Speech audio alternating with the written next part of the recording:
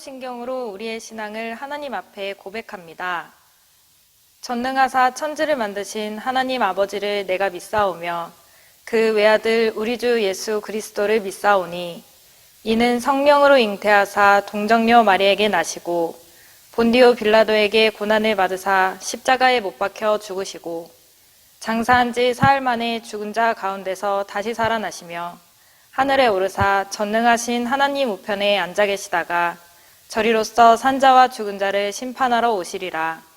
성령을 믿사오며 거룩한 공회와 성도가 서로 교통하는 것과 죄를 사하여 주시는 것과 몸이 다시 사는 것과 영원히 사는 것을 믿사옵나이다.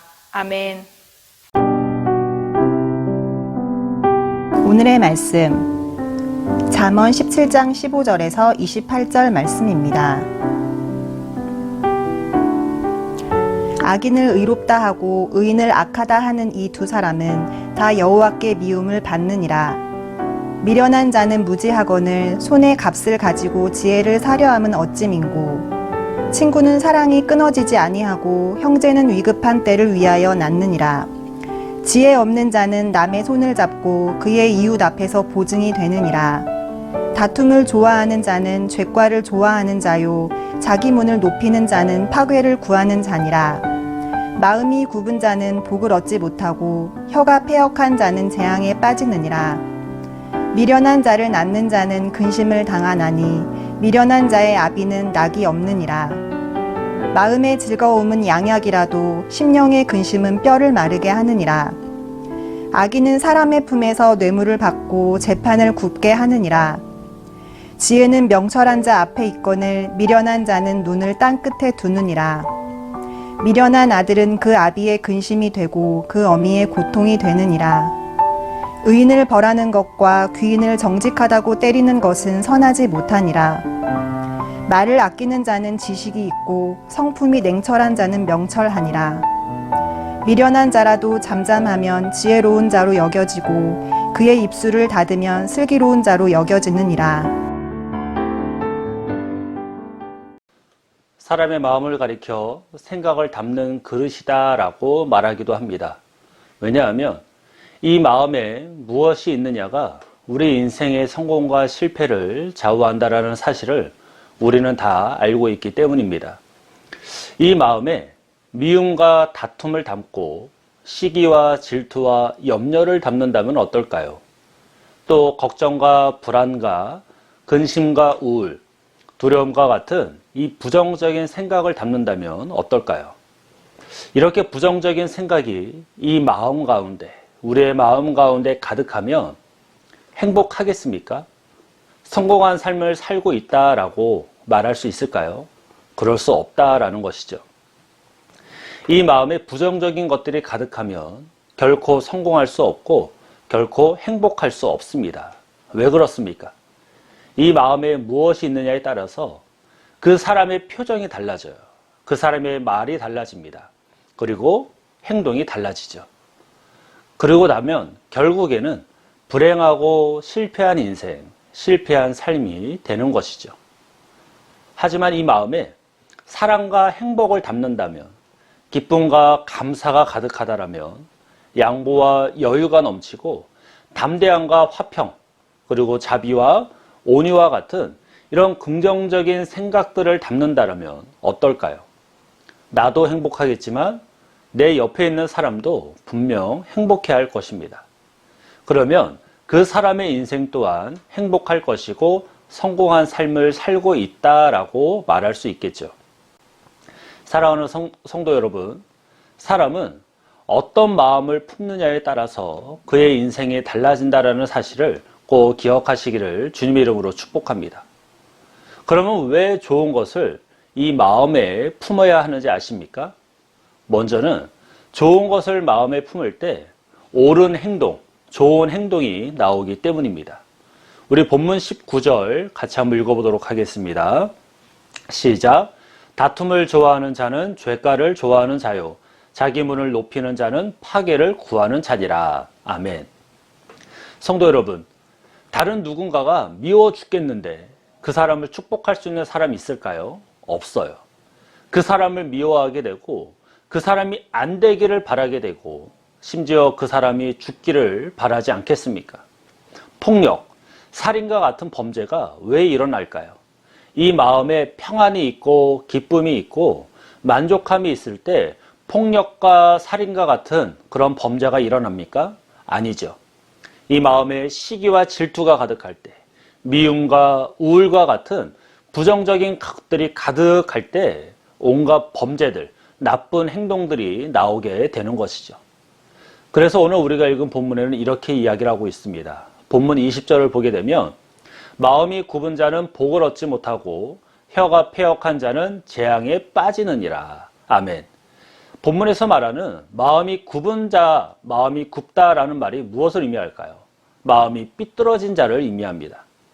우리가 종종 이런 말을 하지 않습니까? 너는 왜 그렇게 마음이 삐뚤어졌니? 왜 그렇게 삐딱선을 타는 거야?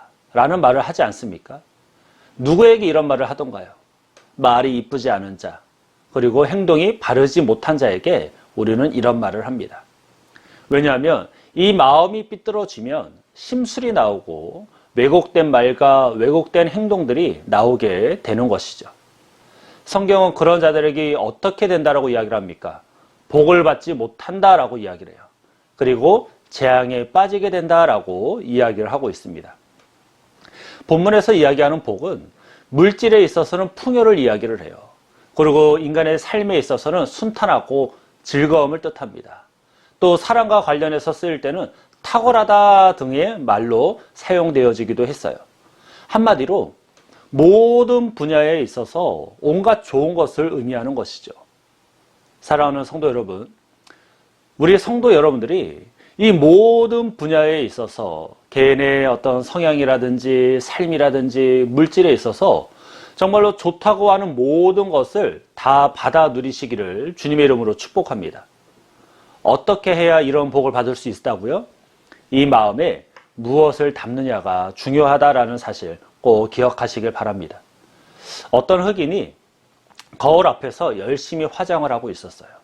그런데 아무리 화장을 해도 아무리 화장을 진하게 해도 자신의 이 새카만 얼굴을 희게 할 수 없었던 거예요. 그러다가 이 흑인이 이런 결심을 하게 되었어요. 비록 내 얼굴은 검으나 내 마음은 희게 하겠노라 라는 다짐을 하게 되었어요. 오늘날 많은 사람들은 자신의 외모를 꾸미기에 많은 노력을 하고 있어요. 보여지는 부분이 멋있고 이쁘면 다른 것들도 다 감출 수 있다라고 생각을 하기 때문이죠. 하지만 시간이 지나면 어떻게 됩니까? 그 사람의 마음에 무엇이 있느냐에 따라서 그 사람에 대한 평가가 갈리게 되어 있다라는 것이죠. 그래서 우리는 이 보여지는 외모를 아름답게 꾸미려고 애를 쓰기보다 우리의 이 마음을 아름답게 하는 일에 열심을 내야 될 줄로 믿습니다.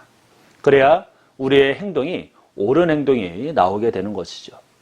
두 번째, 이 마음에 좋은 것을 왜 품어야 되냐면 좋은 것을 마음에 품을 때 건강한 삶을 살아갈 수 있기 때문이에요.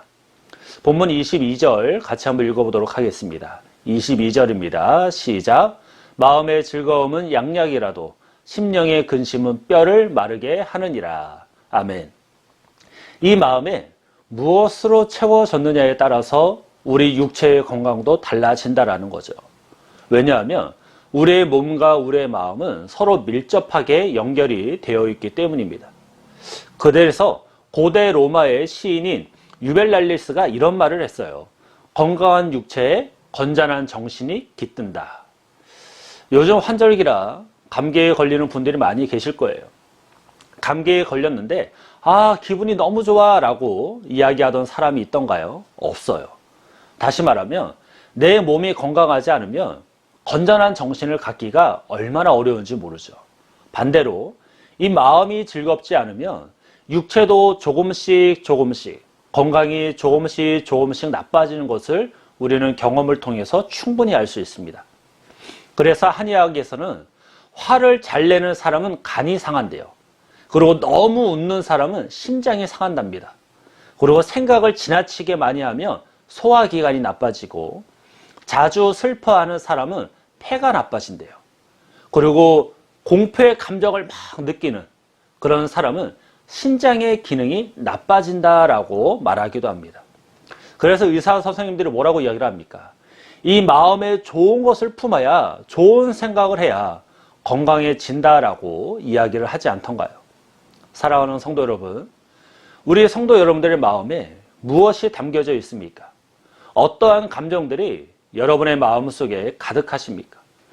부정적인 것들은 다 던져버리고 긍정적인 것들로 가득 채우시기를 주님의 이름으로 축복합니다.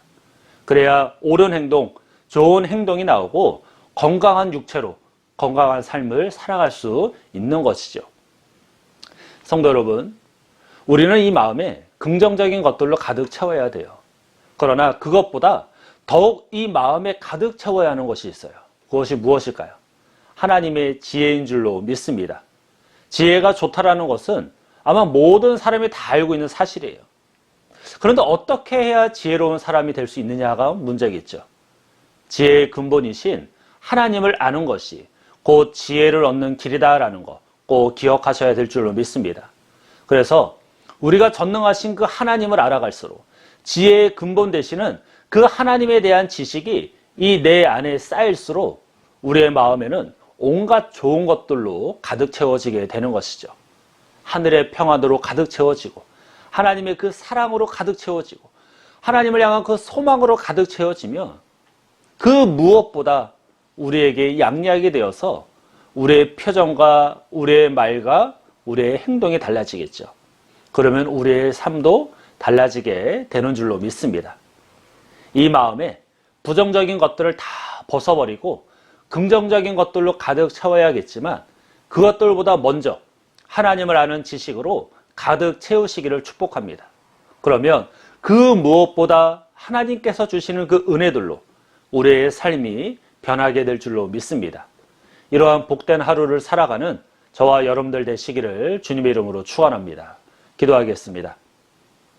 사랑과 나가 충만하신 하나님 감사합니다. 오늘도 살아계셔서 우리와 함께 하시고 우리와 동행하시는 주님, 우리의 이 마음 가운데 세상적인 것들로 채우는 것이 아닌, 세상의 욕망들로 채우는 것이 아닌, 내 욕심으로 가득 채우는 것이 아닌 하나님으로 가득 채워질 수 있도록, 하나님을 아는 지식으로 가득 채워질 수 있도록 주님 축복하여 주시옵소서.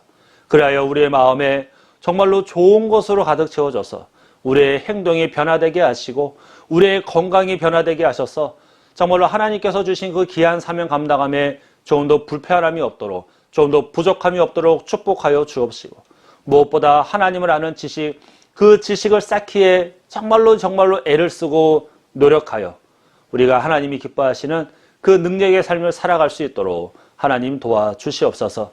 오늘도 이 마음 가운데 부정적인 것들로 채워지는 하루가 아닌 하나님을 향한 그 사랑과 은혜와 긍휼로 좋은 것들로 채워지는 복된 하루가 되어져서 오늘 하루를 시작으로 우리의 삶이 온전하게 변화되어지는, 그래서 하나님께 영광 올려드리는 복된 삶을 살아가는 우리 귀한 성도들 될 수 있도록 하나님 도와주옵소서. 함께 하심을 믿고 감사를 드리며 예수님의 이름으로 기도하옵나이다. 아멘. 주님이 가르쳐주신 기도로 예배를 마칩니다. 하늘에 계신 우리 아버지여, 이름이 거룩히 여김을 받으시오며 나라가 임하시오며 뜻이 하늘에서 이루어진 것 같이 땅에서도 이루어지이다. 오늘 우리에게 일용할 양식을 주시옵고 우리가 우리에게 죄 지은 자를 사하여 준 것 같이 우리 죄를 사하여 주시옵고 우리를 시험에 들게 하지 마시옵고 다만 악에서 구하시옵소서. 나라와 권세와 영광이 아버지께 영원히 있사옵나이다. 아멘.